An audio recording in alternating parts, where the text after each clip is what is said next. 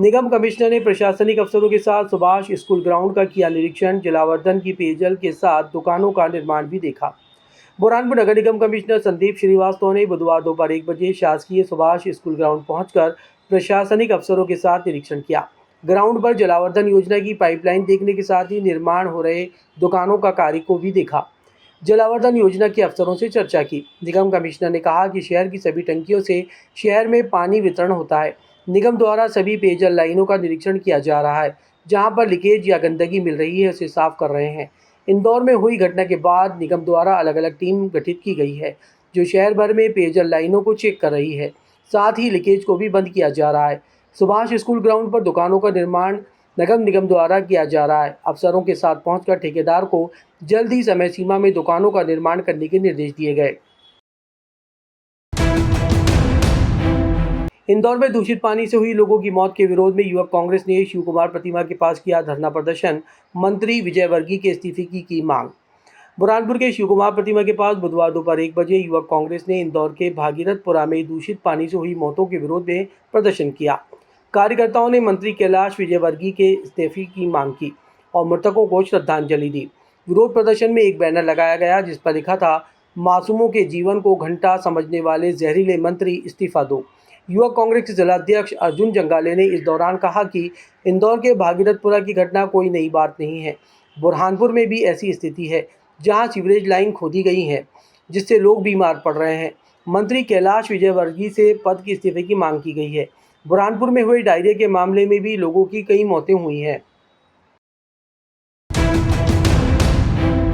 मोहम्मदपुरा में कॉलोनी का रास्ता बनाने के लिए नाले की सरकारी जमीन पर किया कब्जा। कलेक्टर से शिकायत के बाद जांच के लिए पहुंचे प्रशासनिक अफसर। बुरहानपुर के मोहम्मदपुरा में निजी अस्पताल के सामने कॉलोनी काटने के लिए शासकीय नाले की जमीन पर कब्जा कर पुलिया बनाने की शिकायत कलेक्टर से करने के बाद बुधवार दोपहर 1 बजे प्रशासनिक अफसर जाँच के लिए पहुंचे। अपर कलेक्टर वी सिंह चौहान ने राजस्व विभाग की टीम के साथ निरीक्षण किया। रास्ते पर कब्जा देखने के साथ अनुमति पत्र और भूमि से संबंधित दस्तावेजों की जांच कर निरीक्षण करने के दौरान पाया कि राजस्व रिकॉर्ड में शासकीय भूमि दर्ज है, लेकिन कॉलोनाइजर द्वारा रास्ता बनाने के लिए पाइप डालकर उसका भराव कर दिया गया। जबकि एसडीएम द्वारा जारी आदेश में भी आम रास्ता और लोगों की सुविधा की बात लिखी गई है, लेकिन इसका उपयोग कॉलोनी विकसित करने के लिए किया जा रहा है जो कि नियमों का उल्लंघन है। अपर कलेक्टर ने कहा कि शिकायत की जांच कर रहे हैं, जल्द ही आगे कार्रवाई की जाएगी। नियामतपुरा क्षेत्र में पानी की समस्या से रहवासी हैं परेशान। रोड पर आकर सार्वजनिक नल से भरने को हैं मजबूर। जलावर्धन योजना के कनेक्शन हुए बंद। बुरहानपुर के नियामतपुरा में फकड़िया लोहार के पास रहने वाले लोग पानी की समस्या से जूझ रहे हैं। यहाँ पर जलावर्धन योजना के कनेक्शन तो डाले गए हैं, लेकिन अब तक पानी की सप्लाई शुरू नहीं हुई है। लंबे समय से रहवासी पानी की समस्या के कारण कई बार शिकायतें भी कर चुके हैं, लेकिन कोई समाधान नहीं हो रहा है। वार्ड वासियों को पानी के लिए रोड पर सार्वजनिक नल से सुबह से नंबर लगाना पड़ रहा है। महिलाओं को भी अधिक परेशानी हो रही है। बुधवार दोपहर 1 बजे वार्ड वासियों ने कहा कि वार्ड में लंबे समय से पानी की समस्या है। पार्षद सहित निगम अफसरों से शिकायत की, लेकिन कोई समाधान नहीं हो रहा है। सार्वजनिक नल से ही पानी भरना पड़ रहा है। हमारे घरों पर जलावर्धन योजना के कनेक्शन होने के बाद भी पानी की सप्लाई नहीं हो रही है। नगर निगम कमिश्नर संदीप श्रीवास्तव ने कहा कि नियामतपुरा क्षेत्र में जलावर्धन कनेक्शन से नियमित पानी सप्लाई हो रहा है। सार्वजनिक नल से पानी भर रहे हैं, वो भी जलावर्धन का ही पानी है। नेपानगर विधानसभा में 2100 करोड़ की लागत से बनेगी जल संरचनाएं। मध्य प्रदेश कैबिनेट से मिली स्वीकृति। विधायक ने प्रेस कॉन्फ्रेंस लेकर दी जानकारी। बुरहानपुर जिले के नेपानगर विधानसभा में 2100 करोड़ की लागत से जल संरचनाओं का निर्माण होगा। मध्य प्रदेश शासन की कैबिनेट से स्वीकृति मिलने के बाद विधायक मंजू दादू ने प्रेस कॉन्फ्रेंस लेकर इसकी जानकारी दी। नेपानगर विधायक ने कहा कि लंबे समय से क्षेत्र में जल संरचनाओं के लिए मांग की जा रही थी, जिससे किसानों के साथ ग्रामीणों को भी जल समस्याओं से राहत मिलेगी। मध्य प्रदेश शासन द्वारा 2100 करोड़ की लागत से विभिन्न जल संरचनाओं की स्वीकृति प्रदान की गई है, जिनमें 1676 करोड़ 6 लाख रुपए की लागत से नेपानगर में नावथा सिंचाई परियोजना का निर्माण होगा, जिससे 90 ग्रामों को इसका फायदा होगा। झिरमिटी मध्यम सिंचाई परियोजना के साथ फूलधावड़ी, अम्बा तालाब और महल गुलारा बैराज की भी स्वीकृति मध्य प्रदेश शासन से मिल गई है। मध्य प्रदेश शासन की कैबिनेट से स्वीकृति मिलने के बाद जल्द ही टेंडर की प्रक्रिया के बाद निर्माण होगा।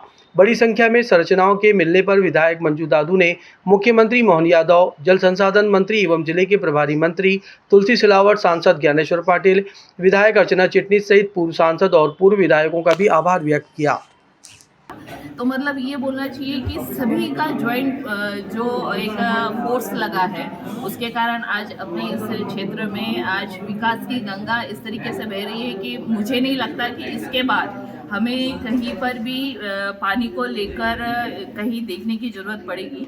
एक हमारा नौथा डैम जो है वो स्वीकृत होकर हमें कल कैबिनेट में इसकी स्वीकृति मिली है, जो कि ये बोलना चाहिए कि 1676 करोड़ की लागत का है और इसमें हम 90 ग्रामों को सिंचित करेंगे, जिसमें पूरा जो पीछे का पूरा एरिया है नौथा साइड का वो पूरा हम सिंचित करेंगे, जिसके कारण हम बहुत किसानों को जो आज हमारे क्षेत्र में 600, 700, 800 में ट्यूबवेल करने के बाद भी पानी नहीं निकलता है, तो उसके बाद हमें जो एक सिंचाई का रकबा मिलेगा वो हमें जो मिलेगा 34,100 हेक्टेयर का रकबा मिलेगा, जो हमें नावथा परियोजना के अंतर्गत हम लोगों को प्राप्त होगी। और दूसरी जो हमें परियोजना मिली है वो झटपटी माध्यम परियोजना मिली है, जो कि 922 करोड़ की लागत की स्वीकृति हमें मिली है। जो बनेगा तो हम कम से कम 40 गाँव को लाभ दे पाएंगे, जिसके कारण हम सभी का यहाँ से धन्यवाद अदा करेंगे।